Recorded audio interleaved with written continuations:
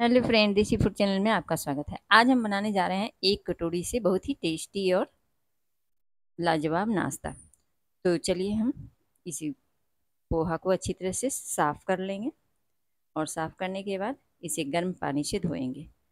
तो एक कटोरी पोहे को हमने बाउल में ट्रांसफ़र कर दिया है और यहाँ पे पानी को गर्म कर लिया। अब चलिए इसे अच्छी तरह से धो लेते हैं। तो इसे 2-3 बार धोएंगे ताकि अच्छी तरह से जितने भी इसमें डस्ट हों वो साफ़ हो जाएं। और फिर इसे रखेंगे 5 मिनट के लिए फूलने के लिए। तो देखिए यहाँ 5 मिनट हो गए हैं, हमारी पोहा अच्छी तरह से फूल चुकी हैं। तो चलिए अब इसे अच्छी तरह से हाथों से मैश करेंगे। तो ऐसे ही दबा दबा के मसल लेंगे तो बिल्कुल आटे की तरह हो जाएगी। तो यहाँ पे हम दही डाल के मसलेंगे। तो यहाँ आधी कटोरी दही ली है हमने और एक ही बार दही को नहीं डालेंगे, एक एक चम्मच करके डालेंगे और फिर मिलाएंगे। तो यहाँ पे हमने भरकर 1 चम्मच डाला है और डालने के बाद इसे मिला लेती हूँ। और मिलाने के बाद फिर चलिए इसमें डालेंगे टेस्ट के अकॉर्डिंग नमक और थोड़ी सी हींग। तो इस तरह से मसल लेंगे तो ये अच्छी तरह से मिल जाती हैं। और चलिए अब डालते हैं इसमें नमक। तो टेस्ट के अकॉर्डिंग नमक डालेंगे और फिर डालेंगे 1/4 चम्मच हींग ताकि हमारे खाने के बाद पचने में बहुत ही सहायक होती है हींग। तो चलिए अब डालते हैं यहाँ पे आधी चम्मच के बराबर अजवाइन, हाथों पे क्रश करके डालेंगे। तो अब अजवाइन को भी डाल दिया हमने और अब यहाँ पे बारीक काट के हरी मिर्च को डालेंगे। तो 3 से 4 हरी मिर्च मैंने बिल्कुल बारीक काट के डाली है और थोड़ी सी हरी धनिया की पत्ती को डाला है।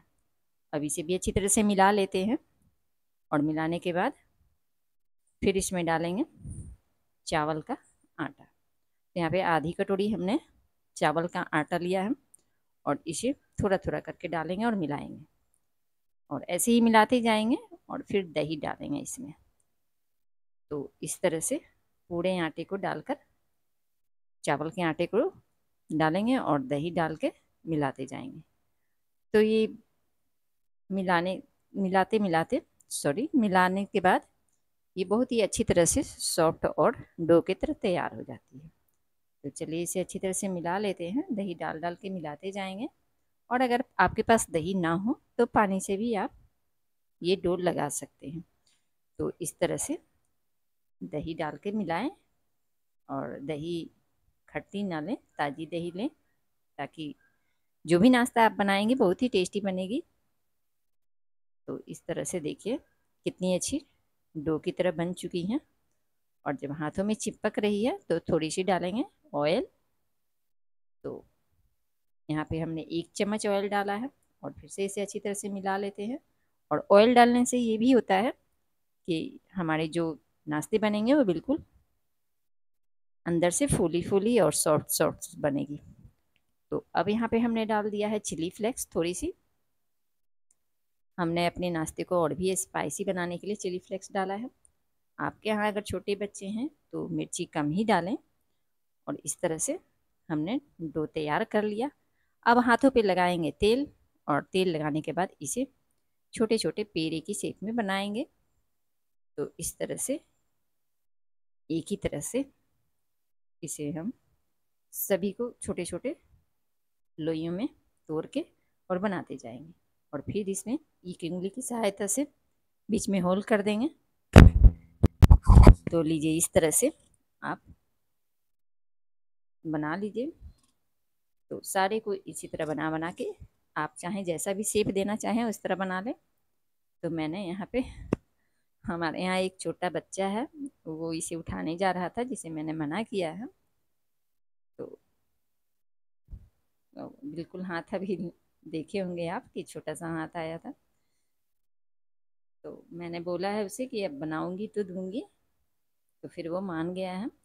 तो चलिए इस तरह से सारे को हम बना लेते हैं। और बनाने के बाद गैस पे रखेंगे कढ़ाई और उसमें डालेंगे तेल। तो यहाँ हमने गैस पे कढ़ाई रख दिया है और तेल भी गर्म हो चुकी है हमारी।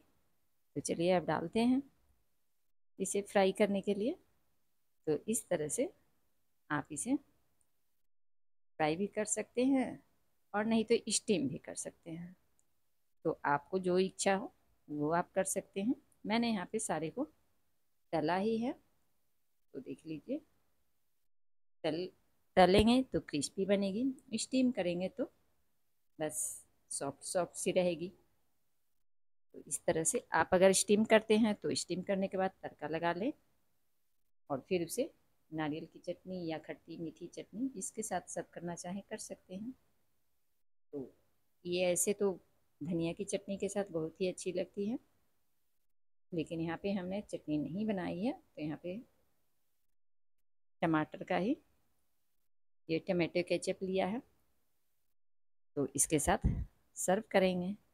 और यहाँ पे याद दिला दूँ कि फ्रेंड, अगर हमारी वीडियो पसंद आती है तो चैनल को लाइक सब्सक्राइब जरूर करें। यहाँ मैं तोड़ के दिखाती हूँ, देखिए ऊपर से क्रिस्पी और अंदर से बिल्कुल सॉफ्ट सी है। तो चैनल को लाइक सब्सक्राइब जरूर करें, बेल आइकन को भी दबाएं और थैंक यू।